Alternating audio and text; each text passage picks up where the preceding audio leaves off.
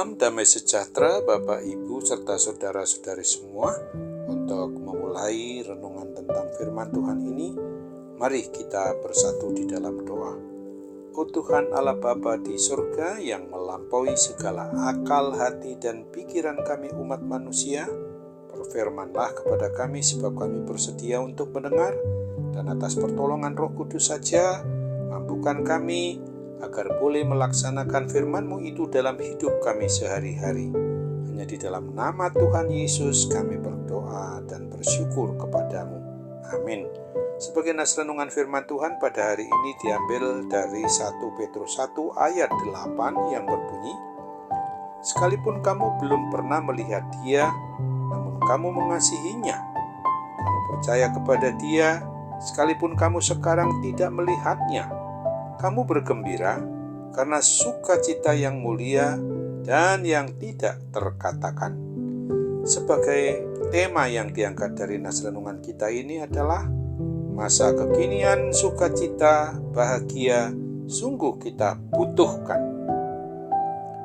Ada beberapa para pakar atau ahli medis yang menyatakan bahwa dibutuhkan adanya 43 otot untuk cemberut dan hanya 17 otot untuk tersenyum. Hal ini berarti bahwa cemberut itu lebih membebani tubuh jasmani, bahkan juga rohani kita daripada tersenyum.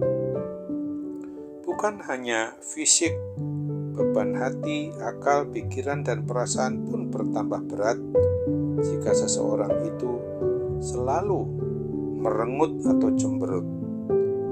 Ada banyak sekali di mana orang atau umat yang mengaku dirinya sebagai orang Kristen yang hidupnya diwarnai dengan sikap murung dan muram. Hal ini tentu saja tidak wajar. Adalah sewajarnya pula bahwa iman membawa diri kita pribadi maupun keluarga kita ini kepada hidup yang penuh sukacita dan bahagia, damai dan sejahtera. Sesungguhnya firman Tuhan yang ditulis oleh Rasul Petrus ini yang ditujukan kepada umat Kristen di perantauan ini melanjutkan pembahasannya tentang iman.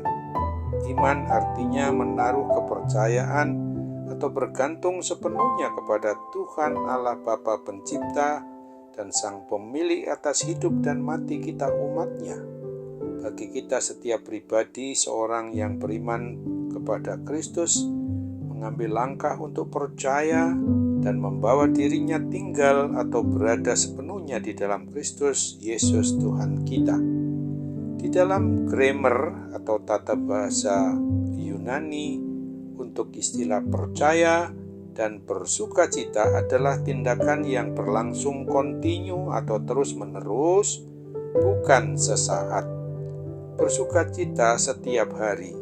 Oleh sebab itu, apabila sebelumnya firman Tuhan yang mengungkapkan tentang bersukacita atau berbahagia itu timbul oleh karena pengharapan pada masa yang akan datang, maka pada bagian ini yang dimaksudkan adalah sukacita bahagia yang lahir dari persekutuan pribadi setiap hari dengan Kristus Yesus.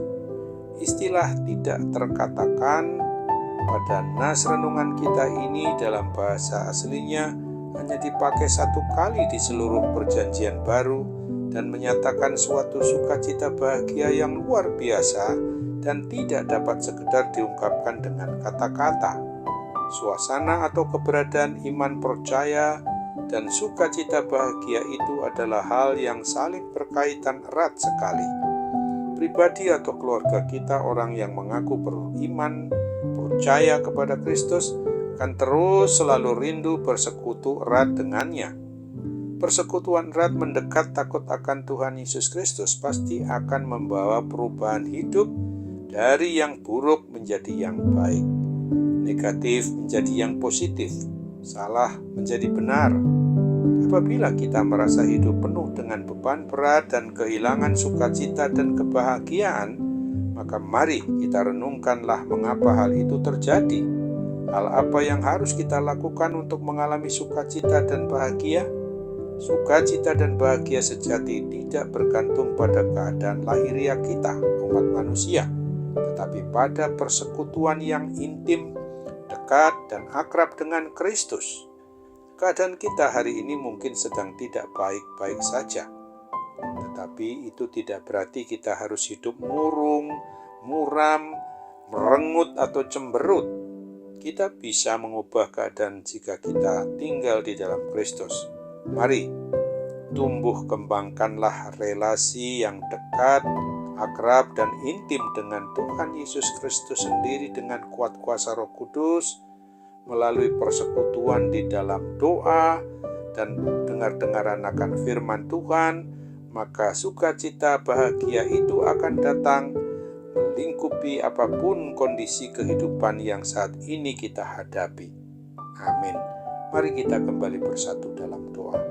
Tuhan Allah Bapa di surga, terima kasih untuk firman-Mu yang pada hari ini mau mengingatkan kami agar kami jangan lalai untuk merasakan bahwa sukacita dan bahagia yang bersifat kekinian itu sungguh kami butuhkan dalam hidup kami, supaya kami tidak tinggal dalam suasana merengut, cemberut di dalam menghadapi hidup kami ke depan.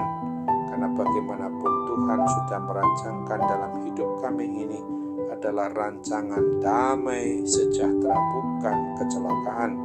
Tuhan sudah mau mati untuk kami, dan Tuhan sudah bangkit untuk membangkitkan kami dari kuasa kematian kekal.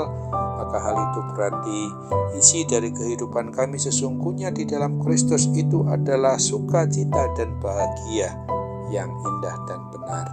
Kini Bapa, kami mohon agar Tuhan berkenan untuk menghapuskan segala kuasa, dosa, dan kematian kekal yang diantaranya seringkali mengganggu kehidupan jasmani kami, terlebih juga rohani kami. Kami percaya Tuhan mau sambut doa kami dan menyempurnakan, bahkan mengabulkan hanya dalam nama Tuhan Yesus Kristus. Amin.